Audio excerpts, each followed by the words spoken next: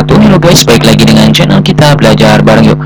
Oke, pada video kali ini kita akan melanjutkan pembahasan kita pada peraturan pemerintah nomor 22 tahun 2021 tentang penyelenggaraan perlindungan dan pengelolaan lingkungan hidup, yang pada video-video sebelumnya kita telah sampai kepada pasal 475. Kali ini kita akan melanjutkan dari pasal 476.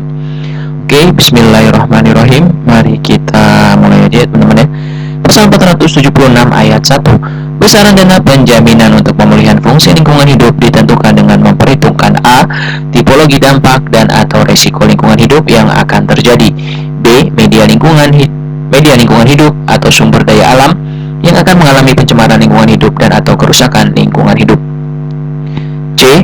Tingkat atau derajat pencemaran lingkungan hidup dan atau kerusakan lingkungan hidup yang akan terjadi, D. Lamanya pencemaran lingkungan hidup dan atau kerusakan lingkungan hidup yang akan terjadi, E. Jenis kegiatan penanggulangan pencemaran lingkungan hidup dan atau kerusakan lingkungan hidup dan atau pemulihan fungsi lingkungan hidup yang akan dilakukan, F. Kinerja atau layanan jasa lingkungan hidup yang akan dipulihkan, G. Jangka waktu yang dibutuhkan untuk penanggulangan pencemaran lingkungan hidup dan atau kerusakan lingkungan hidup dan atau pemulihan fungsi lingkungan hidup, H. Perencanaan dan supervisi penanggulangan pencemaran lingkungan hidup dan atau kerusakan lingkungan hidup dan atau pemulihan fungsi lingkungan hidup, dan atau I. Kriteria lainnya sesuai dengan karakteristik lokasi dan jenis usaha dan atau kegiatan. Ayat 2. Penghitungan besaran dana penjaminan untuk pemulihan fungsi lingkungan hidup sebagaimana pada ayat 1 dilakukan pada saat perencanaan usaha dan atau kegiatan. Ayat ketiga. Ketentuan lebih lanjut mengenai mekanisme tata cara perhitungan dan penetapan besaran dana penjaminan untuk pemulihan fungsi lingkungan hidup sebagaimana dimaksud pada ayat 1 diatur oleh menteri yang membidangi masing-masing usaha dan atau kegiatan sesuai dengan kewenangan pemberian perizinan berusaha setelah berkoordinasi dengan menteri. Lanjut ke pasal 477 ayat 1. Dana penjaminan untuk pemulihan fungsi lingkungan hidup sebagaimana pada pasal 472 hanya dapat digunakan oleh pelaku usaha berdasarkan keputusan dari pemerintah atau pemerintah daerah sesuai dengan kewenangannya. Ayat 2. Penggunaan dana penjaminan untuk pemulihan fungsi lingkungan hidup dapat dilakukan oleh pihak ketiga yang ditunjuk oleh pemerintah atau pemerintah daerah sesuai dengan kewenangannya. Ayat ketiga. Penunjukan pihak ketiga sebagaimana dimaksud pada ayat 2 dilaksanakan sesuai dengan ketentuan peraturan perundang-undangan. Ayat keempat. Pelaku usaha wajib memenuhi kekurangan pembiayaan apabila dana penjaminan untuk pemulihan fungsi lingkungan hidup sebagaimana dimaksud pada ayat 1 tidak mencukupi. Ayat kelima. Dalam hal dana penjaminan untuk pemulihan fungsi lingkungan hidup sebagaimana dimaksud pada ayat 1 sudah digunakan untuk kegiatan penanggulangan pencemaran lingkungan hidup dan atau kerusakan lingkungan hidup dan atau pemulihan fungsi lingkungan hidup, pelaku usaha wajib menyediakan kembali kecukupan dana penjaminan untuk pemulihan fungsi lingkungan hidup. Kita lanjut ke pasal 478. Penyediaan dana penjaminan untuk pemulihan fungsi lingkungan hidup sebagaimana dalam pasal 477 tidak membebaskan kewajiban pelaku usaha untuk melakukan pengendalian pencemaran lingkungan hidup dan atau kerusakan lingkungan hidup akibat usaha dan atau kegiatan.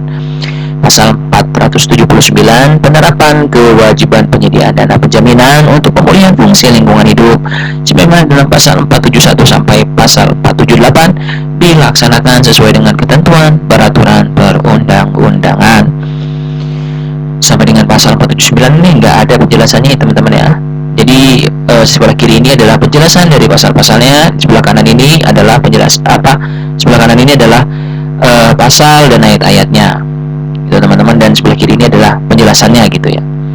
Ini sudah cukup jelas. 479 tidak ada penjelasan. Kita lanjut ke bab 9. Sistem informasi lingkungan hidup. Pasal 480 ayat 1. Menteri, gubernur atau bupati wali kota sesuai dengan kewenangannya menyediakan informasi melalui sistem informasi lingkungan hidup. Ayat 2. Sistem informasi lingkungan hidup sebagaimana dimaksud pada ayat 1 dikembangkan terintegrasi secara elektronik yang terdiri atas sistem informasi A. Dokumen lingkungan hidup, B. Pelaporan persetujuan lingkungan, C. Status lingkungan hidup, D. Pengelolaan limbah, B3, E. Peta rawan lingkungan, F. Pengawasan dan penerapan sanksi administratif, dan G. Informasi lingkungan hidup lainnya. pasal 481 ayat 1 Sistem Informasi Dokumen Lingkungan Hidup sebagaimana dimaksud dalam pasal 480 ayat 2 huruf A bertujuan A. Mempermudah proses pelayanan dokumen lingkungan hidup bagi setiap orang. B. Mempermudah penyusunan dokumen lingkungan hidup. C. Mempercepat proses penilaian dan pemeriksaan dokumen lingkungan hidup. D. Mempermudah dalam pelacakan data bagi masyarakat, penanggung jawab usaha dan atau kegiatan, dan pemerintah. E. Membantu pengambilan keputusan dalam penentuan kelayakan atau ketidaklayakan lingkungan hidup terhadap suatu rencana usaha dan atau kegiatan. Dan F. Memfasilitasi keterbukaan informasi publik dalam proses penilaian dan pemeriksaan dokumen lingkungan hidup. Ayat kedua, sistem informasi dokumen lingkungan hidup sebagaimana dimaksud pada ayat 1 paling sedikit terdiri dari A. Layanan publik. B. Basis data dokumen lingkungan hidup. C. Web GIS dokumen lingkungan hidup. D. Standar persetujuan teknis. E. Pengumuman rencana usaha dan atau kegiatan. F. Penilaian dan pemeriksaan dokumen lingkungan hidup. Dan G. Penelusuran proses uji kelayakan, penilaian atau pemeriksaan dokumen lingkungan hidup. Ayat 3. Sistem informasi dokumen lingkungan hidup sebagaimana dimaksud pada ayat 2 digunakan oleh Menteri, Gubernur atau Bupati Wali Kota dalam melakukan proses uji kelayakan, penilaian, pemeriksaan dokumen lingkungan hidup, dan pengambilan keputusan. Ayat 4. Sistem informasi dokumen lingkungan hidup sebagaimana dimaksud pada ayat 3 terintegrasi dengan A. Sistem informasi di tingkat ekoregion, dan B. Sistem informasi perizinan berusaha. 481 masih belum ada penjelasan. Kita lanjut ke pasal 482 ayat 1. Sistem informasi dokumen lingkungan hidup digunakan dalam A. Pengumuman rencana usaha dan atau kegiatan.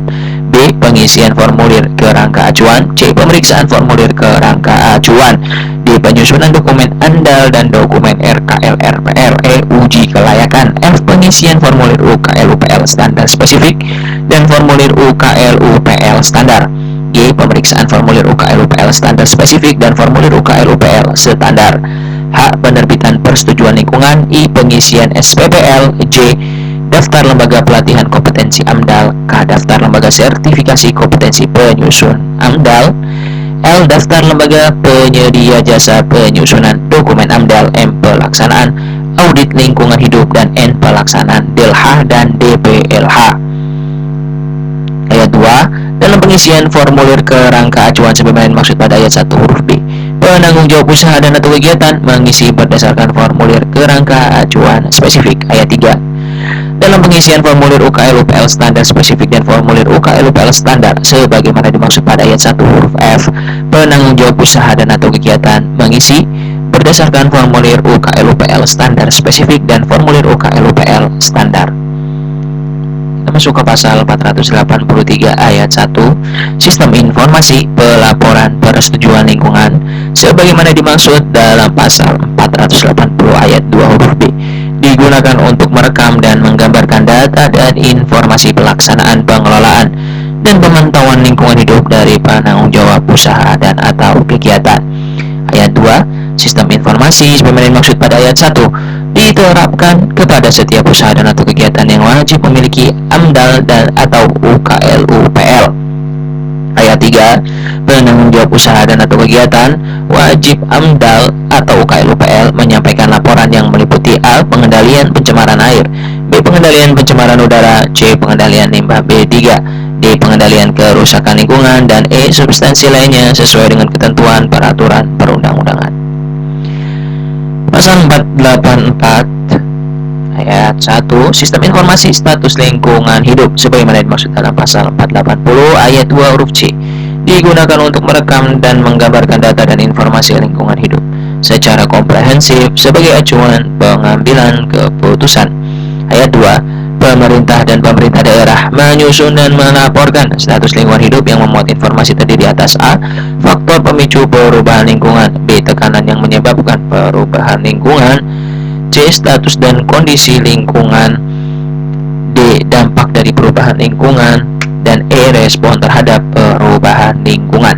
Ayat 3 Faktor pemicu perubahan lingkungan sebagaimana dimaksud pada ayat 2 huruf A meliputi A. Jumlah penduduk. B. Tingkat pertumbuhan penduduk. C. Tingkat pertumbuhan ekonomi, dan D. Bencana.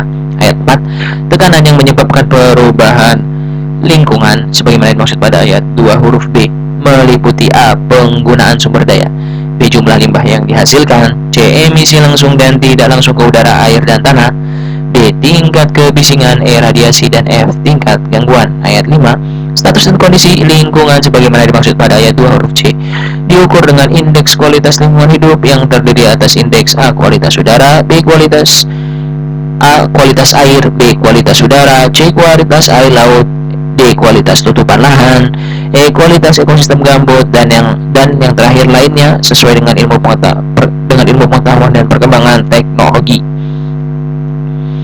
Ayat 6. Dampak dari perubahan lingkungan sebagaimana dimaksud pada ayat 2 huruf D terdiri atas A. Perubahan lingkungan, B. Dampak yang ditimbulkan oleh sumber pencemar terhadap kualitas lingkungan hidup, C. Daya dukung dan daya tampung, D. Kebencanaan, E. Perubahan sosial ekonomi akibat perubahan lingkungan. Ayat 7.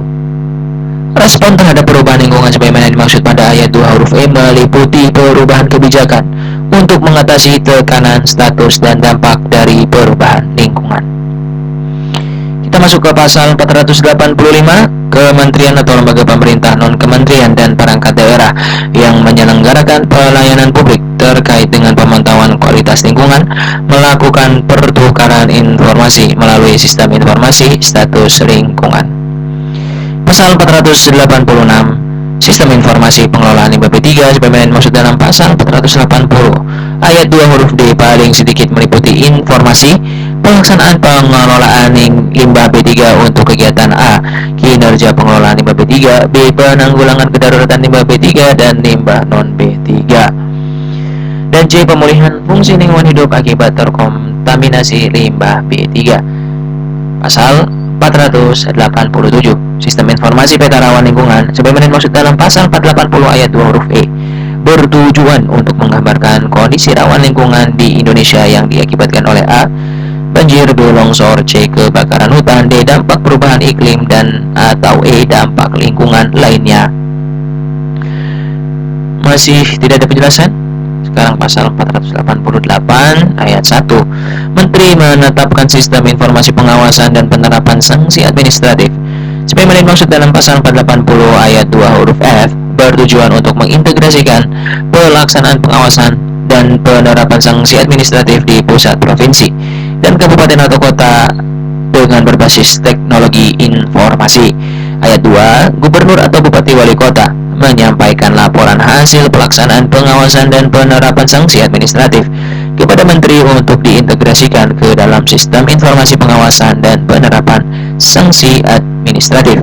Ayat 3. Sistem informasi pengawasan dan penerapan sanksi administratif sebagaimana dimaksud pada ayat 1 memuat informasi paling sedikit berupa A.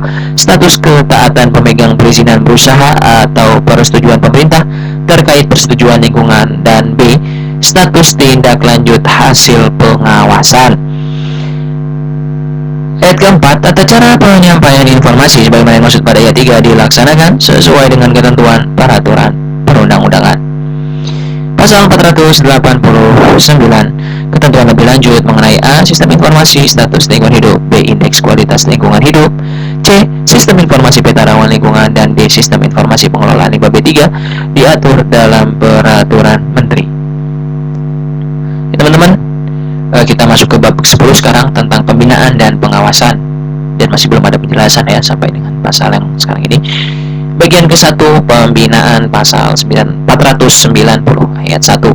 Menteri melakukan pembinaan kepada A. Gubernur, B. Tim uji kelayakan lingkungan hidup, pejabat pengendali dampak lingkungan, penyuluh lingkungan hidup, pejabat pengawas lingkungan hidup, lembaga sertifikasi kompetensi AMDAL, lembaga pelatihan kompetensi AMDAL, lembaga penyedia jasa penyusunan dokumen AMDAL, penyusunan AMDAL perorangan, penanggung jawab usaha dan atau kegiatan, dan atau yang terakhir masyarakat. Ayat 2. Pembinaan sebagaimana dimaksud pada ayat 1 dilakukan terkait A. Perizinan berusaha dan persetujuan pemerintah, B. Perlindungan dan pengelolaan mutu air, C. Perlindungan dan pengelolaan mutu udara, D. Pengendalian pencemaran dan kerusakan laut, E. Pengelolaan limbah B3, dan atau F. Muatan teknis lainnya sesuai dengan ketentuan peraturan perundang-undangan. Ayat ketiganya, pembinaan sebagaimana dimaksud pada ayat 1 dilakukan melalui apa aja di saranannya. A. Pemberian norma, standar, prosedur, dan kriteria. B. Evaluasi kinerja pemerintah daerah. C. Evaluasi kinerja penanggung jawab usaha dan atau kegiatan. D. diseminasi peraturan perundang-undangan. E. Bimbingan teknis. F. Pendidikan dan pelatihan. G. Bantuan sarana dan prasarana. H. Program percontohan. I. Forum bimbingan dan atau konsultasi teknis. J. Penyuluhan.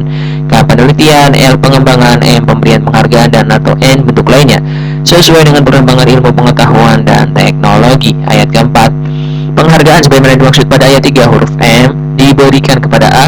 Penanggung jawab usaha dan atau kegiatan melalui program penilaian peringkat kinerja perusahaan dalam pengelolaan lingkungan hidup. B. Pemerintah kabupaten atau kota melalui program Adipura. C. Individu dan atau kelompok atau lembaga individu dan kelompok atau lembaga masyarakat melalui penghargaan Kalpataru. D. Sekolah yang peduli dan berbudaya lingkungan melalui program Adiwiyata dan atau E. Bentuk penghargaan lain dalam peningkatan perlindungan dan pengelolaan lingkungan hidup. Ayat 5, pemberian penghargaan sebagaimana dimaksud pada ayat 4 dilaksanakan sesuai dengan ketentuan peraturan perundang-undangan. Kita masuk ke pasal 491 ayat 1. Gubernur sebagai wakil pemerintah pusat melakukan pembinaan kepada A. Bupati atau wali kota. B. Penanggung jawab usaha dan kegiatannya yang persetujuan lingkungan ditetapkan oleh gubernur. Dan C. Masyarakat. Ayat 2. Bupati atau wali kota melakukan pembinaan kepada A. Penanggung jawab usaha dan atau kegiatan yang persetujuan lingkungan ditetapkan oleh bupati atau wali kota. Dan B. Masyarakat.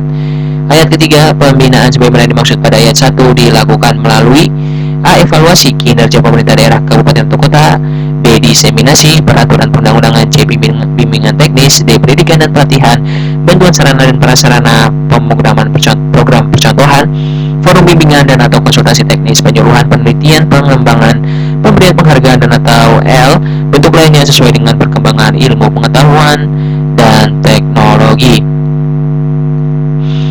Ayat 4, dalam hal gubernur belum melakukan pembinaan, menteri melakukan pembinaan kepada pemerintah daerah, kabupaten atau kota setelah berkoordinasi dengan gubernur. Ayat 5, pembinaan sebagaimana dimaksud pada ayat 2 dilakukan melalui A. Diseminasi peraturan perundang-undangan, bimbingan teknis, pendidikan dan pelatihan, bantuan sarana dan prasarana, program percontohan, forum bimbingan dan atau konsultasi teknis, penyuluhan, penelitian, pengembangan, pemberian penghargaan dan atau yang terakhir bentuk lainnya sesuai dengan perkembangan ilmu pengetahuan dan teknologi. Bagian kedua, pengawasan. Pasal 492 ayat 1. Menteri Gubernur atau Bupati Wali Kota wajib melakukan pengawasan terhadap ketaatan penanggung jawab usaha dan atau kegiatan atas ketentuan yang ditetapkan dalam perizinan berusaha atau persetujuan pemerintah terkait persetujuan lingkungan dan peraturan perundang-undangan di bidang perlindungan dan pengelolaan lingkungan hidup. Ayat kedua, pengawasan sebagaimana dimaksud pada ayat 1 dilakukan berdasarkan NSPK, norma standar prosedur dan kriteria yang ditetapkan oleh Menteri. Pasal 493 ayat 1, Menteri berwenang melakukan pengawasan terhadap ketaatan penanggung jawab usaha dan atau kegiatan yang meliputi A. Perizinan berusaha terkait persetujuan lingkungan yang diterbitkan oleh pemerintah, atau B. Persetujuan pemerintah terkait persetujuan lingkungan yang diterbitkan oleh pemerintah. Ayat 2, Gubernur berwenang melakukan pengawasan terhadap ketaatan penanggung jawab usaha dan atau kegiatan yang meliputi A. Perizinan berusaha terkait persetujuan lingkungan yang diterbitkan oleh pemerintah daerah provinsi, atau B. Persetujuan pemerintah terkait persetujuan lingkungan yang diterbitkan oleh pemerintah daerah provinsi. Ayat ketiga, Bupati atau Wali Kota berwenang melakukan pengawasan terhadap ketaatan penanggung jawab usaha dan atau kegiatan yang meliputi A. Perizinan berusaha terkait persetujuan lingkungan yang diterbitkan oleh pemerintah daerah, kabupaten atau kota, atau B. Persetujuan pemerintah terkait persetujuan lingkungan yang diterbitkan oleh pemerintah daerah, kabupaten atau kota. Ayat 4, pengawasan sebagaimana dimaksud pada ayat 1, ayat 2 dan ayat 3 dikecualikan terhadap analisis mengenai dampak lalu lintas. Ayat 5, pengawasan terhadap analisis mengenai dampak lalu lintas sebagaimana dimaksud pada ayat 4 dilakukan oleh menteri yang menyelenggarakan urusan pemerintah di bidang perhubungan, gubernur atau bupati wali kota sesuai dengan kewenangannya. Ayat 6, dalam hal perizinan berusaha atau persetujuan pemerintah terkait persetujuan lingkungan masyarakat. Dalam hal perizinan berusaha atau persetujuan pemerintah terkait persetujuan lingkungan mensyaratkan SLO, surat laik operasi dan belum dipenuhi, menteri, gubernur atau bupati wali kota sesuai dengan kewenangannya melakukan pengawasan terhadap kewajiban lainnya dalam persetujuan lingkungan. Ini sampai pasal 493 ini belum ada penjelasan. Oke, kalau gitu kita lanjut ke pasal 494 ayat 1. Menteri, gubernur atau bupati wali kota dalam mendelegasikan kewenangan pengawasan kepada pejabat atau instansi teknis yang bertanggung jawab di bidang perlindungan dan pengelolaan lingkungan hidup. Ayat 2. Dalam melaksanakan pengawasan, Menteri, Gubernur, atau Bupati Wali Kota menetapkan pejabat pengawas lingkungan hidup yang merupakan pejabat fungsional. Ayat ketiga. Penetapan pejabat pengawas lingkungan hidup sebagaimana maksud pada ayat 2 dilaksanakan sesuai dengan ketentuan peraturan perundang-undangan yang mengatur jabatan fungsional pengawas lingkungan hidup.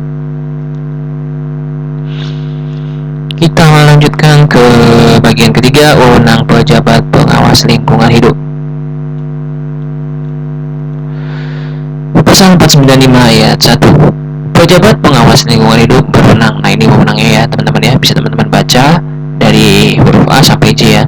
Antara lain melakukan pemantauan, meminta keterangan, membuat salinan dari dokumen atau membuat catatan yang diperlukan, memasuki tempat tertentu, memotret, membuat rekaman audio visual, mengambil sampel, memberikan peralatan, memeriksa instalasi dan atau alat transportasi dan atau menghentikan pelanggaran tertentu. Ayat 2. Dalam melaksanakan wewenang sebagaimana dimaksud pada ayat 1, pejabat pengawas lingkungan hidup dapat melakukan koordinasi dengan penyidik pegawai negeri sipil. Ayat 3. Penanggung jawab usaha dan atau kegiatan dilarang menghalangi pelaksanaan tugas pejabat pengawasan lingkungan hidup. Di sini kita lihat ada penjelasan ya teman-teman ya, untuk ayat 1 huruf H nih ya, memeriksa peralatan. Huruf A ya, melakukan pemantauan. Yang dimaksud dengan melakukan pemantauan adalah pengecekan langsung ke lokasi yang menjadi objek pengawasan sesuai dengan yang tertera dalam perizinan berusaha atau persetujuan pemerintah. Huruf C-nya ini yang dimaksud dengan menghentikan pelanggaran tertentu adalah tindakan untuk menghentikan pelanggaran tertentu di lokasi temuannya. Pelanggaran antara lain penghentian saluran bypass air limbah, penghentian pembuangan air limbah tanpa melalui pengolahan, dan penghentian penimbunan limbah B3 tanpa izin. Ayat ketiganya ini menghalangi pelaksanaan tugas pejabat pengawas lingkungan hidup merupakan perbuatan melawan hukum yang dapat dikenai sanksi hukum sesuai dengan ketentuan peraturan perundang-undangan. Kita lanjutkan ke bagian keempat, pelaksanaan pengawasan ya. Pasal 496 ayat 1. Pengawasan dilakukan oleh pejabat pengawas lingkungan hidup. Ayat 2. Pengawasan dapat dilakukan dengan cara A. Pengawasan langsung dan atau B. Pengawasan tidak langsung. Ayat 3. Pengawasan langsung sebagaimana dimaksud pada ayat 2 huruf A dilakukan dengan mendatangi lokasi usaha dan atau kegiatan secara A. Reguler atau B. Insidental. Ayat 4. Pengawasan tidak langsung sebagaimana dimaksud pada ayat 2 huruf B dilakukan melalui penelaahan data laporan penanggung jawab usaha dan atau kegiatan dan atau data dari sistem informasi lingkungan hidup. Ayat 5. Dalam hal hasil pengawasan tidak langsung sebagaimana dimaksud pada ayat 4 menunjukkan pelanggaran yang berulang atau mengindikasikan timbulnya ancaman serius terhadap lingkungan hidup, pejabat pengawasan lingkungan hidup segera melakukan pengawasan langsung. Pasal 496 tidak ada penjelasan. Kita masuk ke pasal 497 kalau gitu ya. Ayat 1. Pengawasan reguler sebagaimana dimaksud dalam pasal 496 ayat 3 huruf A dilaksanakan sesuai dengan perencanaan setiap tahun berdasarkan perizinan berusaha atau persetujuan pemerintah terkait persetujuan lingkungan dan atau informasi lainnya. Ayat 2. Pengawasan reguler sebagaimana dimaksud pada ayat 1 dilakukan dengan tahapan A. Perencanaan pengawasan, B. Pelaksanaan pengawasan, dan C. Evaluasi pengawasan. Ayat 3. Perencanaan pengawasan sebagaimana dimaksud pada ayat 2 huruf A dilakukan dengan tahapan A. Inventarisasi dan identifikasi, perizinan berusaha dan persetujuan pemerintah terkait persetujuan lingkungan serta informasi lainnya, dan B. Penetapan prioritas usaha dan atau kegiatan yang diawasi dengan pengawasan langsung. Ayat 4. Pelaksanaan pengawasan sebagaimana dimaksud pada ayat 2 huruf B meliputi kegiatan A. Persiapan pengawasan, B. Pemeriksaan pemeriksaan ketaatan, dan C. Tindak lanjut hasil pengawasan. Ayat 5. Evaluasi pengawasan sebagaimana dimaksud pada ayat 2 huruf C dilaksanakan untuk mengukur tingkat keberhasilan antara perencanaan dan pelaksanaan. Dilaksanakan untuk mengukur tingkat keberhasilan antara perencanaan dan pelaksanaan pengawasan serta memberikan umpan balik terhadap perbaikan pengawasan perizinan berusaha dan persetujuan pemerintah terkait persetujuan lingkungan. Ini ada penjelasan ya, 497 ayat 1-nya ya. Informasi lainnya ini maksudnya apa ya? Dapat berupa data terkait laporan pelaksanaan, ketentuan perizinan berusaha atau persetujuan pemerintah antara lain melalui sistem informasi lingkungan hidup, laporan hasil pembinaan, dan laporan suap pantau usaha dan atau kegiatan. Untuk ayat 4-nya yang huruf A nih, yang dimaksud dengan persiapan pengawasan adalah kegiatan yang dilakukan oleh pejabat pengawas lingkungan hidup sebelum melaksanakan pengawasan langsung ke lokasi usaha dan atau kegiatan. Persiapan yang dilakukan oleh pejabat pengawas lingkungan hidup antara lain pengumpulan data dan informasi, penyiapan alat perlindungan diri, administrasi dan peralatan pengawasan. Kemudian yang huruf B ini ada pemeriksaan ketaatan adalah pemeriksaan di lokasi usaha dan atau kegiatan terhadap pelaksanaan kewajiban yang tercantum dalam perizinan berusaha atau persetujuan pemerintah terkait persetujuan lingkungan dan ketentuan peraturan perundang-undangan di bidang perlindungan dan pengelolaan lingkungan hidup. Untuk huruf C ini maksud dengan tindak lanjut hasil pengawasan adalah melakukan analisis teknis dan yuridis terhadap temuan di lokasi usaha dan atau kegiatan dan rekomendasi penegakan hukum yang dituangkan dalam bentuk laporan hasil pengawasan. Pasal 498 ayat 1. Pengawasan insidental sebagaimana dimaksud dalam pasal 496 ayat 3 huruf B dilakukan apabila memenuhi kriteria A. Adanya indikasi pelanggaran berulang sebagaimana dimaksud dalam pasal 496 ayat 5 dan indikasi pelanggaran yang terdeteksi. B. Adanya pengaduan dari masyarakat terkait dugaan pencemaran lingkungan hidup dan atau kerusakan lingkungan hidup dan atau C. Adanya laporan dari pengelola kawasan atas pelanggaran pelaksanaan RKL/RPL rinci oleh pelaku usaha dalam kawasan. Ayat 2. Pengaduan dari masyarakat sebagaimana dimaksud pada ayat 1 huruf B. Penanganannya dilaksanakan sesuai dengan ketentuan peraturan perundang-undangan.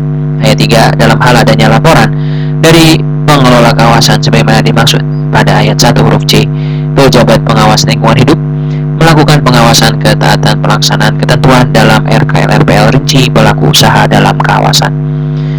Pasal 498 ya huruf A ini ayat 1 huruf A ini maksud dengan indikasi pelanggaran yang terdeteksi adalah indikasi pelanggaran yang bersumber antara lain dari citra satelit, hasil pengamatan langsung dan laporan swab pantau dari penanggung jawab usaha dan atau kegiatan. Penjelasan untuk ayat yang ketiga, hasil pengawasan ketaatan pelaksanaan ketentuan dalam RKL/RPL rinci pelaku usaha dalam kawasan digunakan sebagai dasar untuk menerapkan penegakan hukum terhadap pelaku usaha dalam kawasan yang tidak taat terhadap ketentuan RKL/RPL rinci.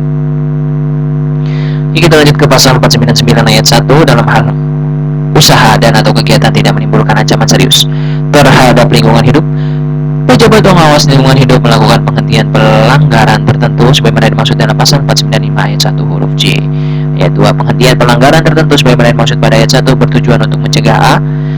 Dampak yang lebih besar dan lebih luas jika tidak segera dihentikan pencemaran lingkungan hidup dan atau kerusakan lingkungan hidup dan atau B.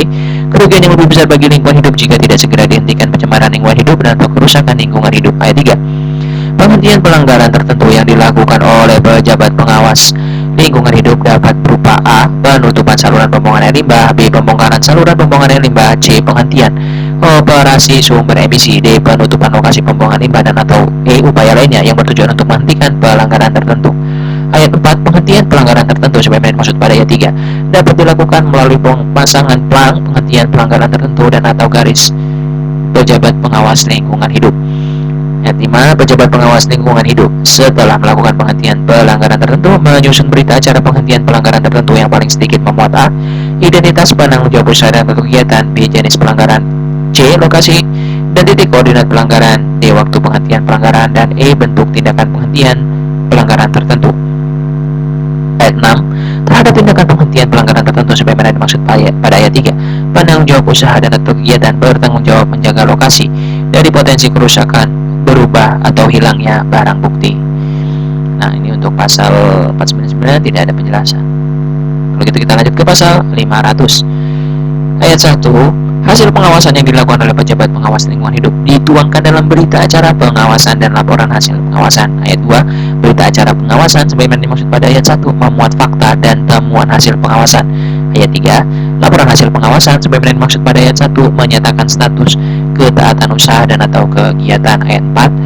Dalam hal kesimpulan laporan hasil pengawasan sebagaimana dimaksud pada ayat 3 dinyatakan tidak taat, pejabat pengawasan lingkungan hidup memberikan rekomendasi tindak lanjut penegakan hukum yang meliputi A. Administratif, B. Perdata dan atau C.